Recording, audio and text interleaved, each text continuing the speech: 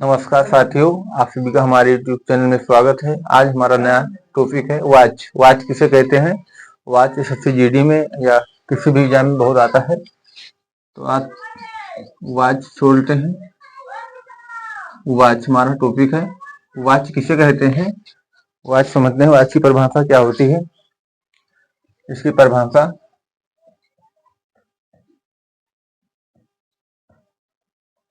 बोलने का सही तरीका। इसकी परिभाषा ही है बोलने का सही तरीका।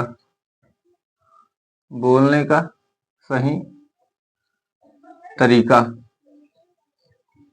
बोलने का सही तरीका को वॉच कहते हैं।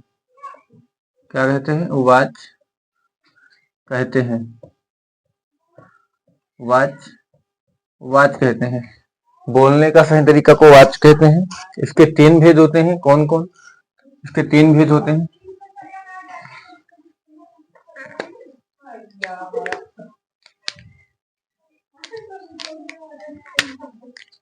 तीन भेद होते हैं। पहला, दूसरा, तीसरा। पहला होता है कृतवाच।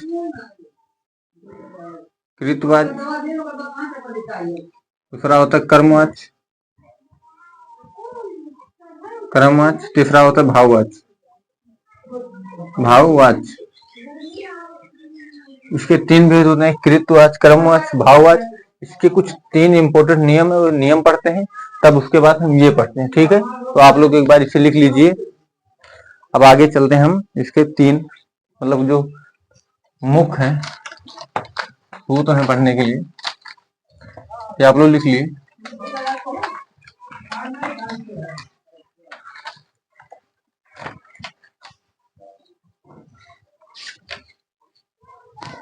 इसके तीन नियम हैं, कुछ नियम लिख लीजिए यहाँ पे। तीन नियम। पहला नियम है, पहला नियम क्या है आप लोग लिखें। यदि कर्ता के साथ, यदि कर्ता के साथ, यदि कर्ता के साथ विभक्ति सहित हो, सहित हो और कर्म के साथ विभक्ति, कर्म विभक्ति रहित हो, मतलब कर्म के साथ विभक्ति ना हो, कर्म विभक्ति रहित हो, रहित हो तो क्रिया का लिंग वचन कर्म के अनुसार बदलेगी। विभक्ति रहित हो तो क्रिया का लिंग और वचन, लिंग वचन कर्म के अनुसार बदलेगा। कर्म के अनुसार बदलेगा। कर्म के अनुसार बदलेगा। बदलेगा, कर्म के अनुसार बदलेगा। यह पहला नियम है। जैसे उदाहरण से बोलते हैं, उदाहरण इसके, बबता ने दूध पिया। दूध पिया। यहाँ पे देखिए, यहाँ पे हमने बताया कि कर्ता के साथ विभक्ति सहित हो, तो कर्ता के साथ विभक्ति है, कर्म के साथ विभक्ति रहित है। कर्म के साथ विभक्ति नहीं है तो ये क्या हो गया? कर्ता हो गया। कार्य को करने वाला कर्ता होता है, ये विभक्ति है। विभक्ति ये क्या है? कर्म है। ये क्या है? क्रिया है। क्रिया, क्रिया क्या है? पुल्लिंग है और ये बबता स्त्रीलिंग है। तो हमने बताया कि क्रिया में मतलब पहला नियम में कर्ता से कोई लेना देना नहीं। कर्ता स्त्रीलिंग है पुल्लिंग है, हमें किससे लेना है? कर्म से लेना है। अगर कर्म स्त्रीलिंग है तो हमारा क्रिया भी स्त्रीलिंग होगी, अगर कर्म पुल्लिंग है तो क्रिया भी पुल्लिंग होगी। क्योंकि दूध पुल्लिंग है इसलिए पिया है, ये भी पुल्लिंग है। अगर यहीं पे ये लिख जाता, यहाँ पे दूसरा उदाहरण है, यहीं पे देख लीजिए।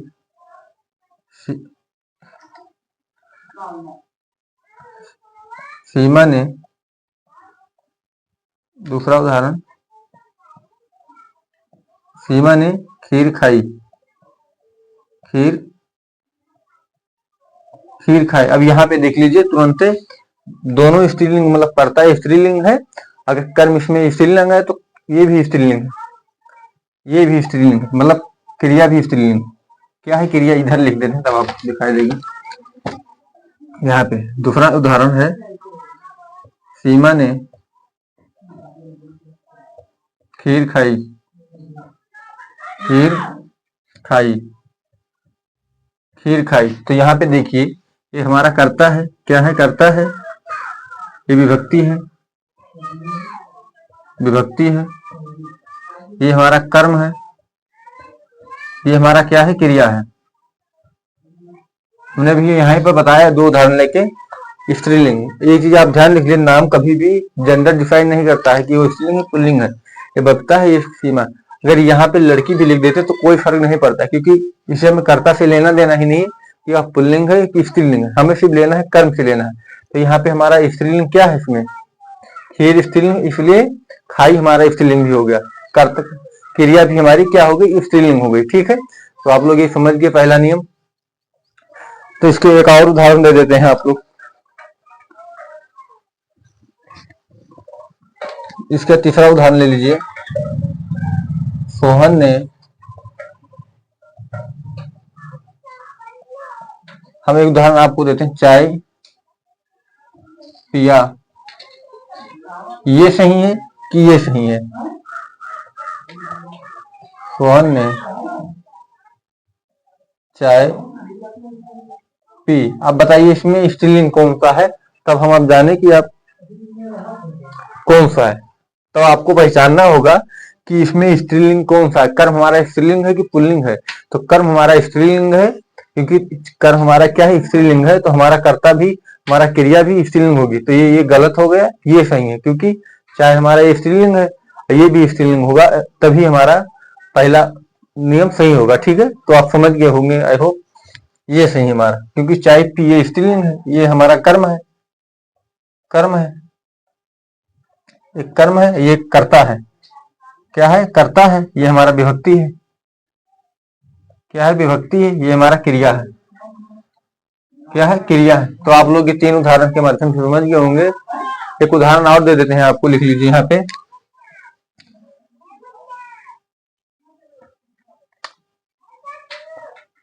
किशन, किशन ने खाना खाया, खाना खाया, खाना खाया। तो यहाँ पे आप बताइए, अब इसमें से ये सही है कि नहीं सही है, ये सही है कि नहीं सही है। एक यहाँ पे दूसरा भी देते हैं कि आपको पहचानने में भी हो, किशन ने खाना खाई। अब आपको दोनों डिसाइड करना है कि एक नंबर सही है कि दो नंबर सही है। इसमें आपको डिसाइड करना है कि हमें कर्ता से कोई लेना देना नहीं लेना देना है, हमें सिर्फ कर्म से लेना देना है। क्या लेना देना, कर्म से लेना देना है। तो इसमें खाना पुल्लिंग है तो ये पुल्लिंग होगा, ये सही है। खाना ये पुल्लिंग है तो स्त्रीलिंग नहीं होगा, तो ये गलत है। ठीक, तो हाय आप समझ गए होंगे पहला नियम हमारा क्या कहता है। अब हम चलते हैं अपने दूसरे नियम पे। आप लोग स्क्रीन शॉट ले लीजिए एक बार।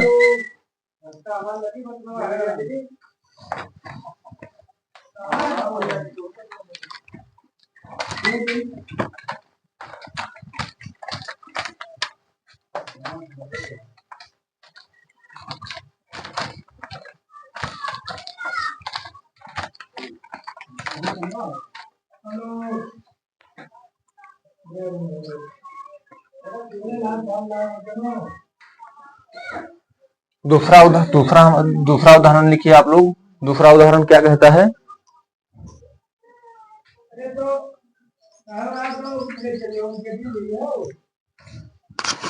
दूसरा उदाहरण हमारा क्या कहता है, लिखिए, यदि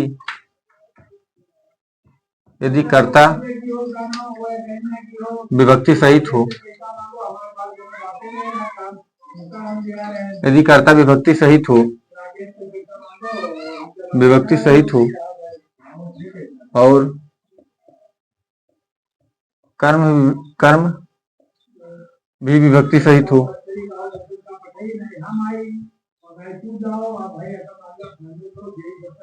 कर्म भी विभक्ति सहित हो, तब क्रिया न कर्ता के अनुसार न कर्म के अनुसार बदलेगी, तब क्रिया नियत तब क्रिया क्रिया का लिंगवचन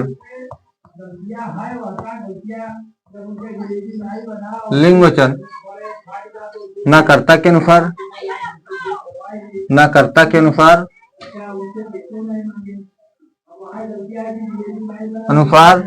अनुसार न कर्म के अनुसार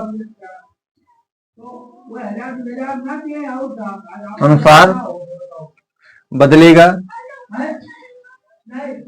न बदलेगा। तब क्रिया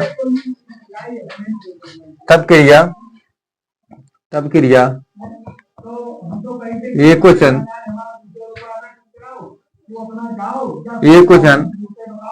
और पुल्लिंग होगी। एक वचन और पुल्लिंग होगी।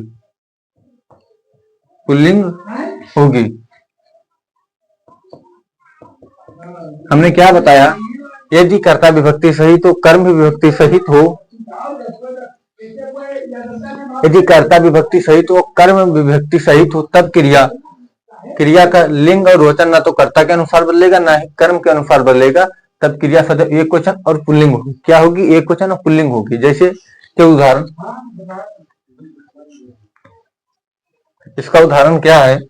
पहला उदाहरण, महिलाओं ने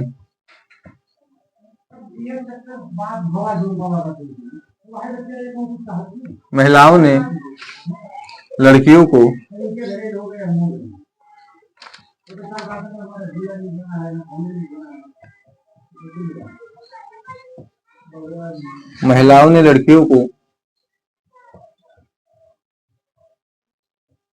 पीटा। महिलाओं ने लड़कियों को पीटा।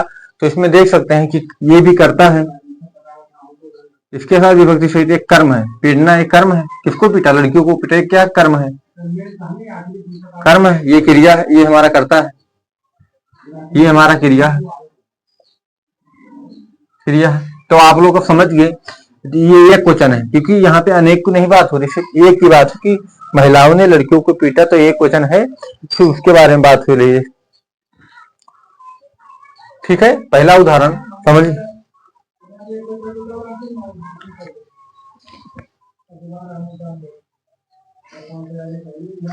ठीक, दूसरा उदाहरण,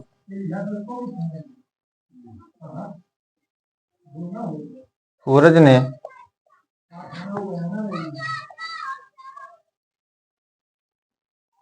ने अध्यापक को प्रणाम किया।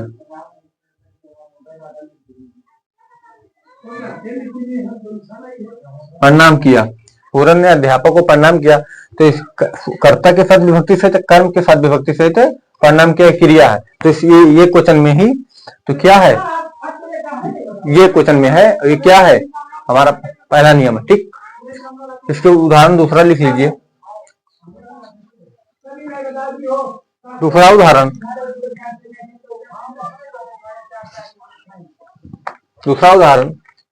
तीसरा उदाहरण है हमारा, गिलहरी ने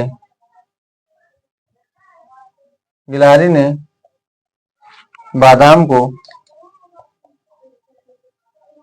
को काटा।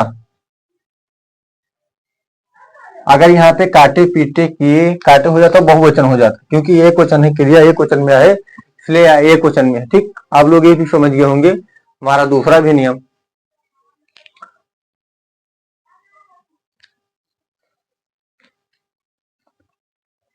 ठीक, एक उदाहरण और लिख लीजिए, बता रहे हैं।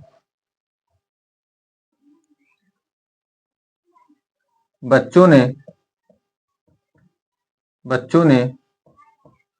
महिलाओं का सम्मान किया।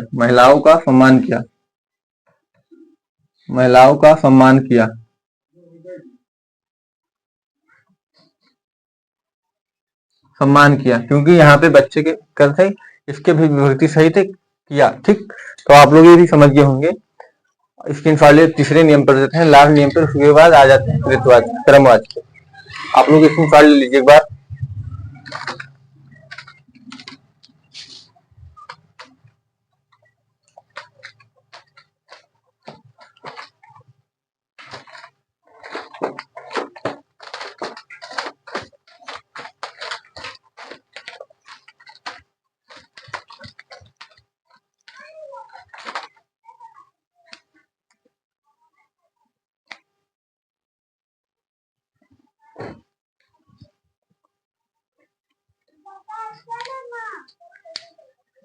दूसरा नियम, यदि कर्ता विभक्ति रहित हो, यदि कर्ता विभक्ति रहित हो तो क्रिया का लिंग वचन कर्ता के अनुसार बदलेगा। यदि कर्ता विभक्ति रहित हो तो क्रिया का लिंग वचन कर्ता के अनुसार बदलेगा, कर्ता के अनुसार बदलेगा, अनुसार बदलेगा, अनुसार बदलेगा। ठीक, इसके उदाहरण क्या है, इसके उदाहरण लिखिए। बिजली भाग गई, भाग गई। नहीं, इसमें विभक्ति रहित विभक्ति है और ये हमने बताया यदि कर्ता विभक्ति रहे तो क्रिया का लिंग वचन कर्ता के अनुसार बदलेगा। ये क्या है, स्त्रीलिंग है। क्या है, स्त्रीलिंग, स्त्रीलिंग, स्त्रीलिंग है तो क्रिया भी हमारा क्या हो गई, स्त्रीलिंग हो गई, स्त्रीलिंग भी हो गई। भागना क्रिया कर्म, ठीक है, क्रिया है, तो आप लोग समझ गए। ठीक, दूसरे उदाहरण पर, चाय अच्छी है, चाय अच्छी है, चाय स्त्रीलिंग है तो ये भी क्रिया भी स्त्रीलिंग है। ठीक, तीसरा समझिए,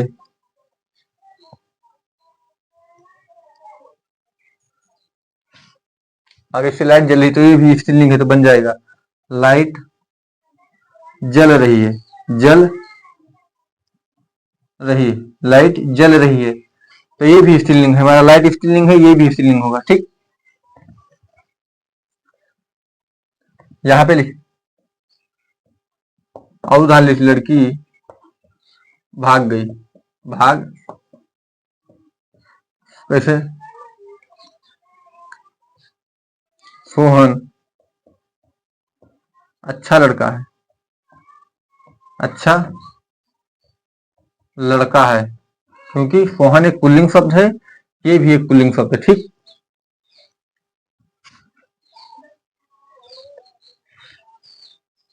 ठीक, आप लोग समझ गए। अब हम चलते हैं अपने कृतवाच्य पे, तो आप लोग एक बार इसे उदाहरण स्क्रीनशॉट ले लीजिए।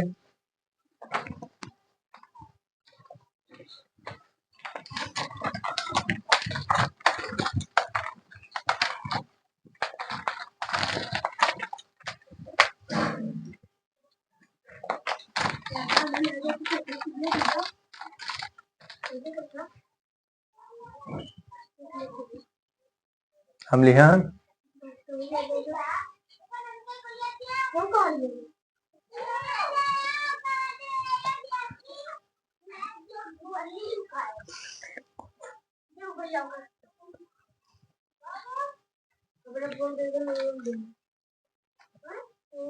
पहला नियम पढ़ते हैं, कृतवाच्य।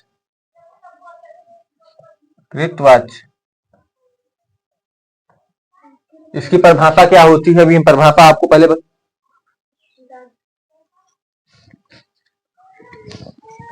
इसकी पहचान क्या होती है। यदि यदि वाक्य में प्रयुक्त, यदि वाक्य में प्रयुक्त क्रिया का लिंग वचन, क्रिया का लिंग वचन, क्रिया का लिंग वचन कर्ता के अनुसार बदले। अभी हमने आपको पीछे पढ़ा दिया, सब इसी में है। ऐसे कर्ता के अनुसार बदले, कर्ता के अनुसार बदले, क्या कहते हैं उसे, कृतवाच्य कहते हैं। इसके यह क्रिया, यह क्रिया, यह अकर्म, कृतवाच्य, कृतवाच्य सकर्मक, अकर्मक दोनों हो सकती है। मतलब सकर्मक अकर्मक दोनों हो सकती है, पुल्लिंग होगी, क्या होगी, नहीं कृतवाच सकर्मक अकर्मक दोनों हो सकती हैं, दोनों हो सकती हैं, दोनों हो सकती हैं।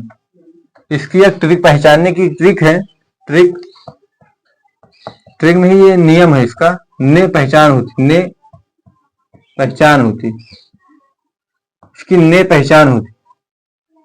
ठीक ठीक, इसकी क्या होती है? ने पहचान होती। इसके उदाहरण कौन कौन से? उदाहरण आपको, उदाहरण में तो आप खुद ही बना सकते हैं। उदाहरण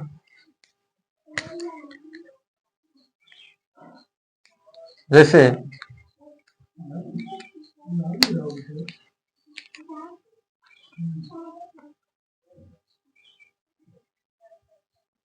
लड़के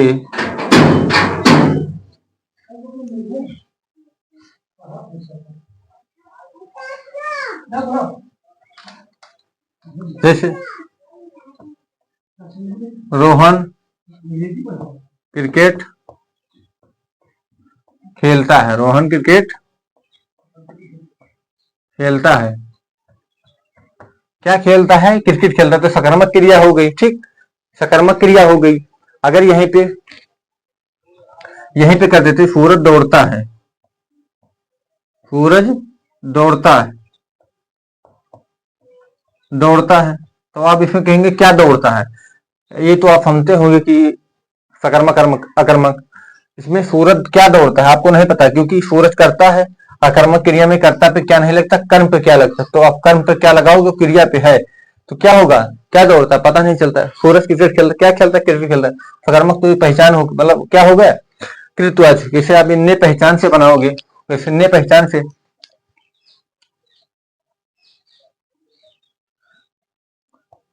बबीता ने खाना खाई, खाना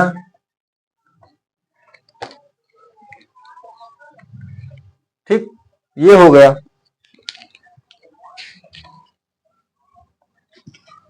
और उदाहरण लिख लीजिए यहाँ पे, स्त्रियां बाजार में घूमती हैं, घूमती फिर स्त्रियां बाजार में घूमती हैं। तो यहाँ पे देख सकते हैं क्रिया भी स्त्रीलिंग है, ये भी। यदि वाक्य में प्रयुक्त क्रिया का लिंग वचन कर्ता के अनुसार बदले, तो स्त्रियां क्या है? हमारी स्त्रियां क्या है? स्त्रीलिंग है। तो हमारा स्त्रीलिंग है तो कर्ता भी हमारी, मतलब क्रिया भी हमारा स्त्रीलिंग हो गया। ठीक, यहाँ बक्ता स्त्रीलिंग है तो ये भी, क्योंकि हाँ एक चीज, नाम कभी भी यहाँ पे लड़की कर दीजिए, लड़की। जैसे लड़की ने खीर बनाई, यहाँ पे आओ उदाहरण, लड़की ने खीर बनाई, खीर बनाई। सोहन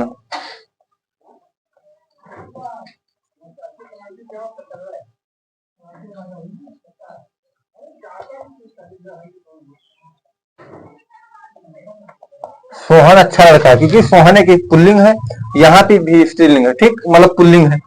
तो आप लोग समझ गए होंगे, आई होप। हमारा कृतवाचक इसे कहते हैं। इसकी ने पहचान, जैसे मोहन ने खाना खाया, सोहन ने खेलता है, सोहन ने बाजार गया, सोहन। इसी अब किसी भी ना, जैसे आप ने से बहुत उदाहरण बना सकते हैं, क्योंकि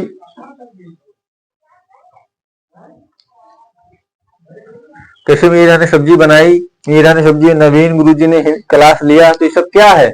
ने पहचान इसकी होती है। हमने आपको दो दो चार पांच छह उदाहरण दिया, आप समझ गए होंगे 6 उदाहरण से कि हम कृतवाचक से कहते हैं। अब हम इसके आगे चलते हैं भाववाचक, कर्मवाचक पे। उसके बाद कृतवाचक, भाववाचक, कृतवाचक में कर्मवाचक बचाओ, भाववाचक 2 बचे, उसके बाद क्लास एंड हो जाएगी।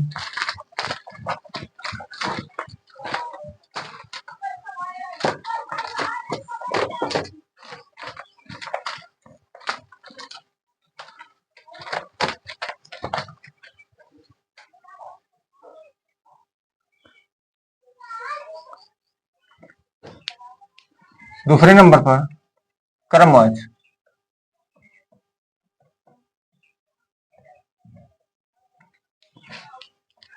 क्रिया का लिंग और वचन,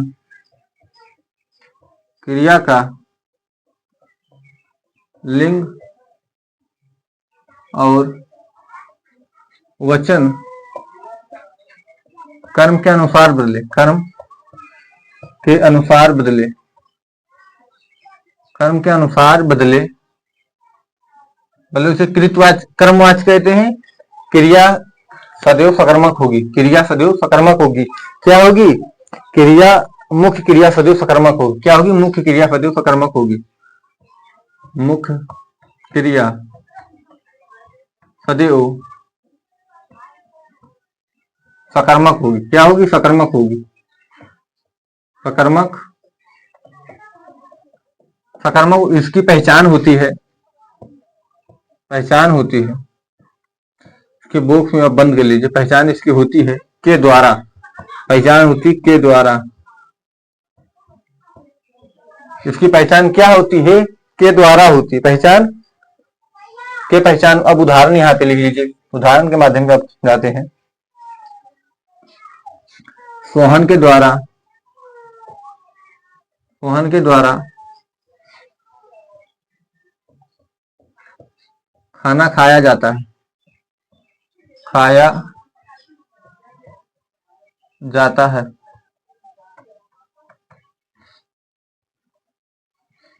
पहला उदाहरण। दूसरा उदाहरण,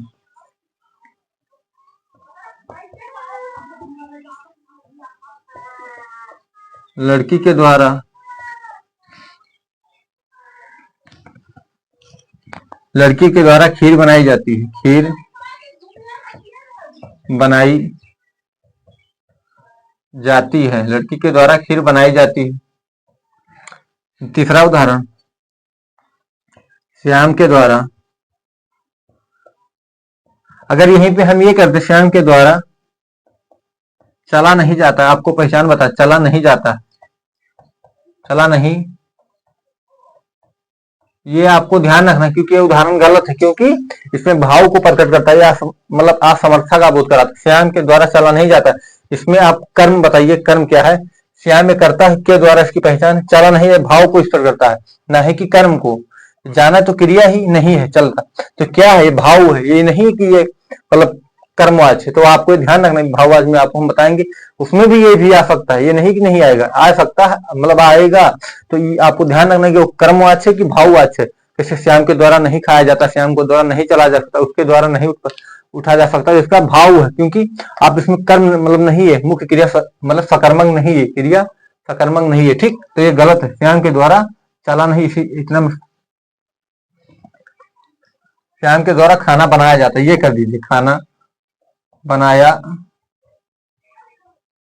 जाता है, श्याम के द्वारा खाना बनाया जाता है। ठीक, तो आप समझ गए कि हम दोनों उदाहरण आपको अंतर करके बता दिए, तो आपको ये भी समझ में आ गया होगा। अब हम चलते अपने लास्ट पे, भाववाच पे। तो आप लोग इसे एक बार स्क्रीन,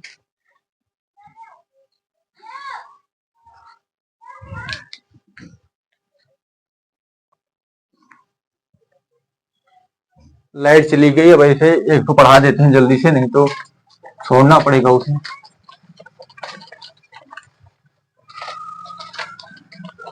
आप लोग हेडिंग डालिए भाववाच, तीसरे नंबर पर भाववाच।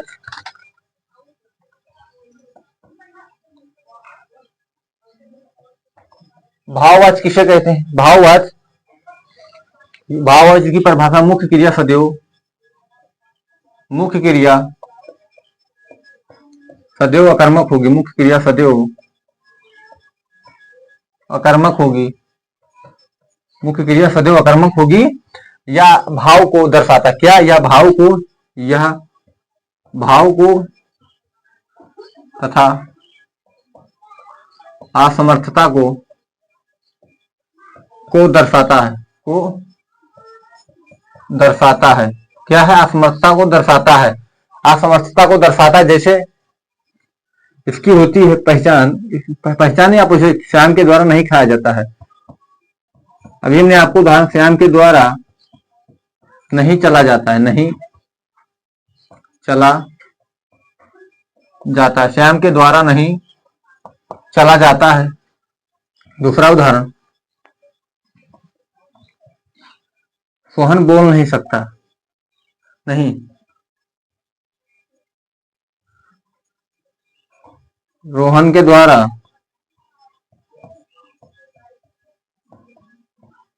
खाना नहीं खाया जाता। खाना नहीं खाया जाता।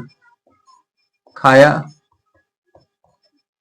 खाया जाता। श्याम के द्वारा खाना नहीं खाया जाता। कैसे? मुझसे अब चला नहीं जाता। मुझसे मुझसे अब चला नहीं जाता। मुझसे अब चला नहीं जाता। मुझसे अब चला नहीं जाता क्या है? भाव को स्पर्श करता है। ठीक। और चौथा उदाहरण, आप 4 उदाहरण देंगे, उसके बाद क्लास वन। रमेश से बोला नहीं जाता। रमेश से बोला नहीं जाता। रमेश से बोला नहीं जाता। तो आई होप आप ये भी समझिए, जो भाव को स्पर्श करता है भाववाचक कहते हैं। तो आप हमारे चैनल पर नए हैं तो चैनल को सब्सक्राइब, कमेंट जरूर करें और चैनल को शेयर जरूर करें। धन्यवाद।